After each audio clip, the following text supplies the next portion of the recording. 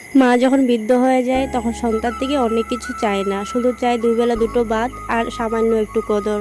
অনেক ছেলেমেয়েরা আছে যে মা বাবাকে ভগবানের মতন মনে করে, আর অনেক ছেলেমেয়েরা আছে মা বাবাকে বোঝ মনে করে। তাদের জন্য এই ভিডিওটা। প্লিজ মা বাবাকে কখনো কষ্ট দিও না, কারণ যখন মা বাবা না থাকে তখন হামাও করে চিল্লালেও কিন্তু ফিরে আসে না।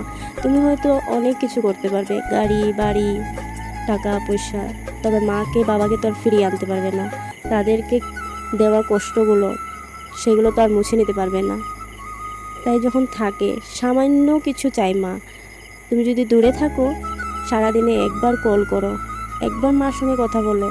কারণ একবার মা যদি সন্তানের সঙ্গে কথা বলে সারাটা দিন শান্তিতে থাকে, সারাটা দিন খুশি থাকে।